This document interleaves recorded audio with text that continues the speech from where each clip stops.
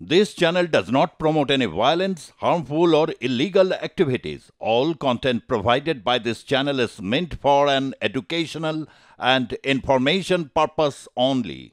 অক্সফোর্ডে মুখ্যমন্ত্রী মমতা বন্দ্যোপাধ্যায়ের ভাষণের মাঝে চরম উত্তেজনা। বিক্ষোভের মাঝে ধৈর্যের পরীক্ষা দিলেন মুখ্যমন্ত্রী। তার বিরুদ্ধে পোস্টার হাতে দাঁড়িয়ে গলা চড়ালেন একদল বিক্ষোভকারী। তাদের বাম বিজেপির সমর্থক বলে দাগিয়ে মুখ্যমন্ত্রী তুলে ধরলেন বাম আমলে আহত হওয়ার ছবি। বিদেশের বিক্ষোভের আঁচ পড়ল বঙ্গ রাজনীতিতে।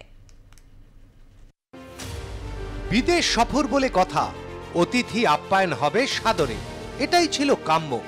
কিন্তু কে জানতো সেই অতিথিকেই পড়তে হবে প্রশ্নবাণের মুখে, ভরা সভায় অস্বস্তিতে পড়তে হবে। রাজ্যের প্রশ্ন তাড়া করে বেড়াবে বিদেশেও।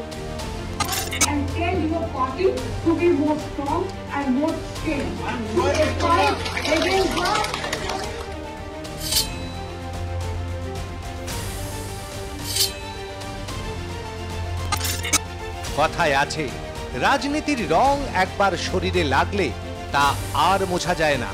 সেই রঙই কি সাদা শাড়ি বয়ে নিয়ে গিয়েছিল কলকাতা থেকে লন্ডনে?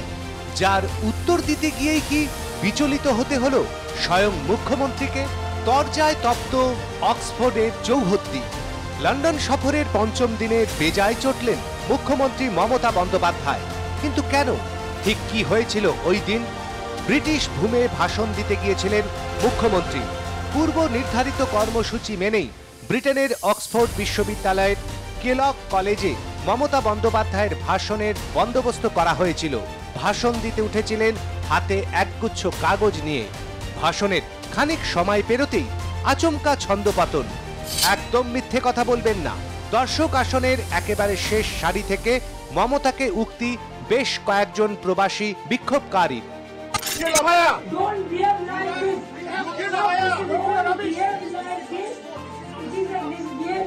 This is not Calcutta.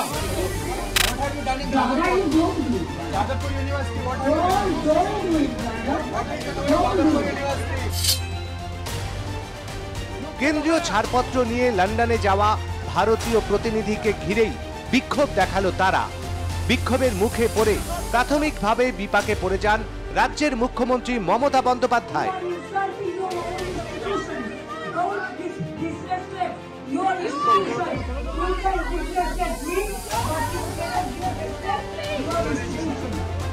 সঙ্গে সঙ্গেই মুখ্যমন্ত্রীর সঙ্গীরা বিক্ষোভকারীদের দাগিয়ে দেন বাম বিজেপির সমর্থক বলে। মুখ্যমন্ত্রী বলেন,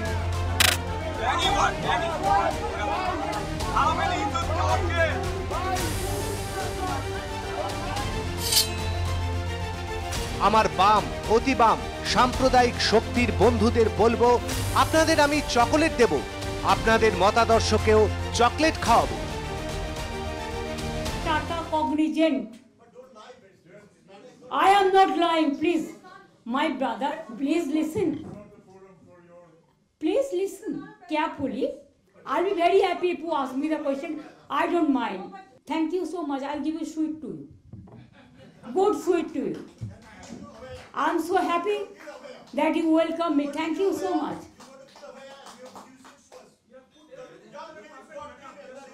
I can't hear. Speak more loudly. Speak more loudly, please. I don't mind. Please raise your voice. It is a democracy. আসলে বৃহস্পতিবারের সন্ধ্যায় কেলগ কলেজের দর্শক আসন থেকে উঠে এসেছিল টাটা থেকে আরজিকর নিয়ে একের পর এক ইস্যু। প্রশ্নবাণে জর্জরিত হয়ে মমতাও ময়দান ছাড়তে নারাজ। পাল্টা জবাব দিলেন, না ব্রাদার, আমি মিথ্যে কথা বলি না। এরপর চিৎকার আরো বাড়তে থাকে। তপ্ত বাক্য বিনিময়ে যেন প্রস্তুতি ছিলেন মুখ্যমন্ত্রী। বাক বিতণ্ডা বাড়তেই মুখ্যমন্ত্রী বলেন, আমি মানসিকভাবে তৈরি হয়েই এসেছিলাম। I don't, this is absolutely, you are lying. Brother, you don't do it, brother. Don't do it, brother. Don't do it. I have a special affection for you. We love all of you. But don't try to make it into a political platform. If you want to make it a political platform, go to Bengal and tell your party to be more strong and more strength to fight against the communal people. Look, have a look. not a drama platform. This is a platform where you have to allow the people to listen. Don't behave like this. Don't behave like this. It is a misbehaving. Instead of insulting me, you are insulting your own institution. ভাষণ চলাকালীনই বাম আমলে আহত হওয়া নিজের bandage বাঁধা poster দেখান মমতা বন্দ্যোপাধ্যায়। হঠাৎ poster দেখানোয় প্রশ্ন ওঠে, এরকম পরিস্থিতির কথা কি আগেই আজ করেছিলেন মুখ্যমন্ত্রী? কারণ ব্যান্ডেজ বাঁধা ছবি দেখিয়েই সিপিএম সমর্থকদের বাংলায় এসে গণতান্ত্রিক পদ্ধতিতে তার সঙ্গে লড়াই করার চ্যালেঞ্জ ছুড়ে দেন মুখ্যমন্ত্রী। Special affection for you, we love all of you, but don't try to make it into a political platform. If you want to make it a political platform, go to Bengal and tell your party to be more strong and more strength to fight against the communal people. Don't fight with me. You just show me one photo. Yes, I will give you reply. Wait a minute.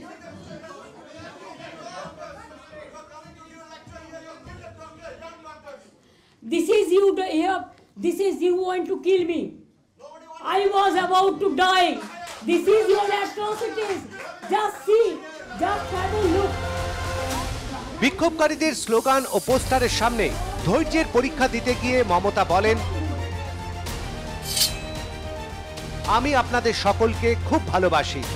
আপনারা আমাদের পার্টিকে আরো মজবুত করুন যাতে আমার সঙ্গে তারা লড়তে পারে।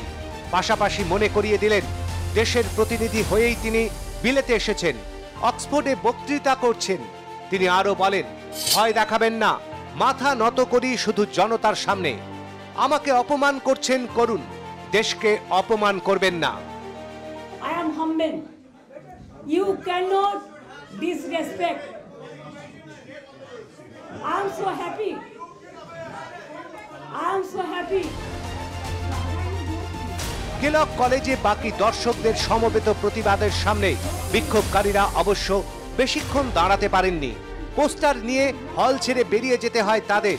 আর সেই সময় মুখ্যমন্ত্রী মমতা বন্দ্যোপাধ্যায় বলেন, ওরা আমায় মিস করলেন। তারপরই বললেন জনপ্রিয় ইংরেজি গানের দুই line, if you miss the train I on, you will know that I am gone, you can hear the whistle blow 100 miles. I feel they missed me. There is a song, very popular song, thousands years ago. If you miss the train I am on, you will not know that I am gone. You can hear the whistle blow 100 miles.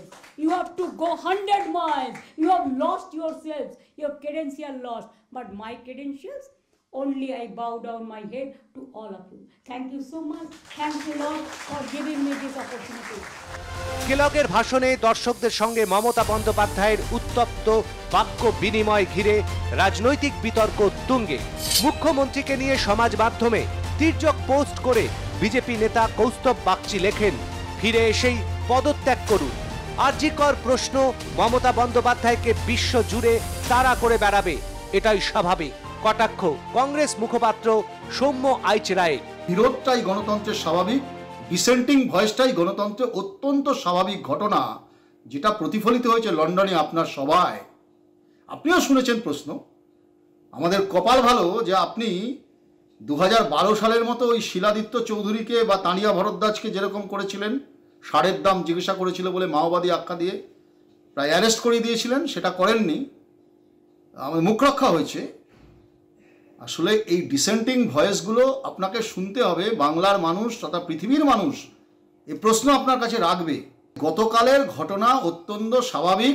মানুষ তার সঙ্গত প্রশ্ন করেছেন, যে প্রশ্নের জবাব আপনি দেওয়ার চেষ্টা করেছেন, কিন্তু এই প্রশ্ন, আরজিকরের প্রশ্ন বা অভয়ার প্রশ্ন আপনাকে সারা জীবন তাড়িয়ে নিয়ে বেড়াবে। মুখ্যমন্ত্রীকে তোপ দাগেন বিজেপি রাজ্য সভাপতি সুকান্ত মজুমদার থেকে বিজেপি নেতা সজল ঘোষ। তাদের বক্তব্য, বিদেশে গিয়েও বাংলার মুখ পুরল মমতা বন্দ্যোপাধ্যায়ের জন্য। বাংলার মান সম্মান ডুবিয়ে এলেন মুখ্যমন্ত্রী আর একবার যথারীতি। এমনি উনি বললে, বেশি বললেই বাংলার মান সম্মান চলে যায়, কারণ এমন সব শব্দ বা এমন সব ভাষা বলেন উনি, এমন সব কথা বলেন যাতে বাংলার মান সম্মান, দেশের মান সম্মান যায়। প্রথমত হচ্ছে আরজি কর নিয়ে ওনাকে প্রশ্নের মুখে পড়তে হয়েছে, এটা অত্যন্ত স্বাভাবিক। তার কারণ আরজি করে যারা, তাদের মধ্যে থেকে একজন যারা তথ্য প্রমাণ লোপাটে অভিযুক্ত ছিলেন, যাদের নাম বারবার এসেছে যে তথ্য প্রমাণ লোপাটের জন্য, সোমনাথ দে, তাকে তিনি পানিহাটির চেয়ারম্যান করলেন, অর্থাৎ পুরস্কার দিলেন। বাংলার মানুষ, বাঙালি চুপ করে থাকবে? বাঙালি তো সেই ধরনের মেরুদণ্ডহীন জাতি নয়, বাঙালি প্রশ্ন করবেই। কলকাতাতে করতে পারে না, কারণ কলকাতাতে পুলিশ ঘিরে রাখে, তাই পুলিশ সরিয়ে দিন, মাননীয় মুখ্যমন্ত্রীকে কলকাতাতে রাস্তায় দাঁড় করিয়ে বাঙালিরা প্রশ্ন করবে, তো স্বাভাবিকভাবে এই প্রশ্ন উঠবে। দ্বিতীয়ত, উনি যেভাবে ভারতবর্ষের মাটির বাইরে গিয়ে ভারতবর্ষের ক্ষতি করার চেষ্টা করছেন, ওখানে বলছেন, সাংবাদিকরা বলছে যে অমুক রিপোর্ট অনুসারে ভারতবর্ষে 1 নম্বর অর্থনীতি হতে চলেছে আগামী দিনে, মুখ্যমন্ত্রী বলছে আই ডিফার। আপনি পশ্চিমবঙ্গ ভারতবর্ষের কোনো অঙ্গরাজ্যের রাজধানী, অঙ্গরাজ্য না তার বাইরের কোনো কিছু? আপনি তার মুখ্যমন্ত্রী না অন্য কোনো দেশের মুখ্যমন্ত্রী? আমরা তো সেটা বুঝতে পারছি না। অন্য কোনো দেশের রাজ্যের মুখ্যমন্ত্রী। আপনি ভারতবর্ষের বিরোধিতা করছেন, ভারতবর্ষের মাটির বাইরে গিয়ে অন্য দেশের মাটিতে দাঁড়িয়ে, দেশদ্রোহিতার কাজ। এই কাজ একজন মুখ্যমন্ত্রী সংবিধানে শপথ নিয়ে করা উচিত। আমি যদি বিদেশে যাই, আমি কোনো আমার স্টেটের বিরুদ্ধে গিয়ে কথা বললেও তার একটা সীমা থাকবে, তার বাইরে বলবো না। কিন্তু আপনি ভারতবর্ষ পৃথিবীর 1 নম্বর অর্থনীতি হবে, ভারতবর্ষ অর্থনীতিতে ভালো কাজ করছে, আর আপনি বলছেন আই ডিফার। এটা কী ধরনের কথাবার্তা? ধর্ম কথা বলতে যাননি উনি, ওখানে কোনো শিল্পের কথা বলতে যাননি উনি, ওখানে রাজনীতি করতে গেছিলেন। তো তার সাথেও যদি কেউ রাজনীতি করবে, কিন্তু মুখটা পুরলো ইন্ডিয়ান হিসেবে আমাদের, মুখটা পুরলো বাঙালি হিসেবে আমাদের। আপনারা পড়েছেন নিশ্চয়ই। তবে বিক্ষোভ দেখালেন কারা, তাদের পরিচয় বা কি, তা নিয়ে বিভ্রান্তি শুরু হয়। বিক্ষোভকারীদের মধ্যে আবার একজনের কপালে লাল তিলক কাটা ছিল, ভোট পরবর্তী সন্ত্রাস বিরোধী পোস্টার ছিল, যা দেখে অনেকে অনুমান করেন নেপথ্যে বিজেপি থাকতে পারে। আবার বিক্ষোভকারীদের মধ্যে থেকে যখন মমতার উদ্দেশ্যে বলা হচ্ছিল আপনি যাদবপুরে আসুন, তা দেখে অনেকের মনে হয় তারা অতি বাম মনোভাবাপন্ন। যাদবপুর হচ্ছে আমাদের রাজ্যের শুধু নয়, দেশের অন্যতম শ্রেষ্ঠ বিশ্ববিদ্যালয়, সঙ্গে ক্যাম্পাস গণতন্ত্র, তার দাবিতে আন্দোলন করছিল। তাদের উপর দিয়ে মানে আমার শিক্ষামন্ত্রীর গাড়ি চলে যাবে, এরকম ঘটনা কোথাও ঘটেছে নাকি? ছাত্ররাই কিন্তু দেশ গড়ে, ছাত্ররাই কিন্তু সমাজ গড়ে, ছাত্ররাই কিন্তু ইতিহাস তৈরি করে, এবং সমস্ত আন্দোলনের নেতৃত্বে তারাই আছে। ফলে প্রশাসকের এই যে ভূমিকা গত 7 মাস ধরে আমরা দেখে এসেছি, তাতে যে কোনো প্রশাসক দেশের যে কোনো জায়গাতে যেখানেই যাবেন ছাত্রদের মুখোমুখি হবেন। এদিকে ঘটনার পরই মুখ্যমন্ত্রী মমতা বন্দ্যোপাধ্যায়কে কটাক্ষ করে এসএফআই এর ইউকে শাখা সমাজ মাধ্যমে পোস্ট করে। তারা লেখে, অক্সফোর্ডে গিয়ে মিথ্যা ভাষণ দেবেন আর এসএফআই চুপ করে শুনবে, তা হয় না। অক্সফোর্ড বিশ্ববিদ্যালয়ে মমতা বন্দ্যোপাধ্যায়ের বিরুদ্ধে বিক্ষোভ চালায় এসএফআই ব্রিটেন শাখা। আমরা তার বক্তব্যের বিরোধিতা করছি, কিন্তু শান্তিপূর্ণভাবে আমাদের মতামত প্রকাশ করার সুযোগ দেওয়ার পরিবর্তে সেখানে পুলিশ ডাকা হয়। অন্যদিকে এ নিয়ে সিপিআইএম নেতা সৃজন ভট্টাচার্যের বক্তব্য, মুখ্যমন্ত্রী একটানা মিথ্যে বলে যাচ্ছিলেন, তারই বিরোধিতা করেছেন তারা। আমি অসত্য ভাষণ শব্দটা মুখ্যমন্ত্রী সম্পর্কে ব্যবহার করতে চাই না, কিন্তু প্র্যাকটিক্যালি যা করছিলেন সেটাকে সত্যি কথা বলছিলেন বলা যায় না। সেই সময় দাঁড়িয়ে তারা প্রশ্ন করেছে কতগুলো, তা প্রশ্ন করেছে, এতে এরকম ক্ষেপে যাওয়ারই বা কি আছে? প্রশ্ন করার উনি এইসব রেগে না গিয়ে উত্তর দিতেন যে না তোমার এই তথ্য, আমার এই তথ্য। উনি সেই সব না করে, আর এটা কিরকম ওমেন এম্পাওয়ারমেন্ট নিয়ে বক্তৃতা দিতে গিয়ে নিজের প্লাস্টার করা ছবি দেখাবেন বলে আগে থেকে প্রিন্ট আউট করে নিয়ে গেছিলেন, এইটাই বা ঠিক কি ব্যাপার বুঝলাম না। যা করেছে ছাত্ররা বেশ করেছে। একটা কথা বুঝবেন, বুদ্ধদেব ভট্টাচার্যকে ল্যান্ডমাইন বিস্ফোরণ দিয়ে করে উড়িয়ে দেওয়ার চেষ্টা হয়েছিল, আর এখানে তো এসএফআই এর ছেলেমেয়েরা কয়েকটা প্রশ্ন করেছে কেবল না। একটা একাডেমিক সেশনে রাজনৈতিক খেলা হয়ে গেল। আগে থেকেই প্রস্তুত ছিল এই প্রশ্ন করা হবে মুখ্যমন্ত্রীকে। বিশ্ববিদ্যালয়ে সব রকম প্রশ্ন আসতেই পারে, সেখানে বেছে বেছে প্রশ্নের উত্তর দেবেন না এটা বলা যায় না। মন্তব্য রাজনৈতিক বিশ্লেষক রাজাগোপাল ধর চক্রবর্তী। শিক্ষার সঙ্গে যুক্ত আছেন তাদেরকে অ্যাড্রেস করতেন। আমি জ্যোতিবাবুকে অ্যাড্রেস করতে দেখেছি, আমি ভারতবর্ষের অনেক মন্ত্রীকে, কেন্দ্রীয় মন্ত্রীকে অ্যাড্রেস করতে দেখেছি ল্যান্ডনে যখন পড়তাম। তারা হ্যাঁ তখন কিন্তু তারা জেনে নিতেন যে প্রশ্ন হবে আমার বিদেশি ক্রাউডের কাছে পশ্চিমবঙ্গ ভারতকে আমি কিভাবে তার পরিচয়টা রাখবো। অনেকেই ভারত জানে না, পশ্চিমবঙ্গ বিশেষ করে জানে না, কিন্তু কালকে দেখলাম যেটা ঘটেছে পশ্চিমবঙ্গ থেকে বেশ কিছু লোক গেছেন, তারা হয়তো সেখানে পড়াশোনা করছেন, হতে পারে আগে থেকেই তাদের একটা প্রিপারেশন ছিল এই প্রশ্ন করবেন। এই ধরনের প্রশ্নের জবাবে মুখ্যমন্ত্রী আর কি করতে পারেন। সুতরাং একটা রাজনৈতিক খেলা বোধহয় হয়ে গেল একটা একাডেমিক সেশনেতে।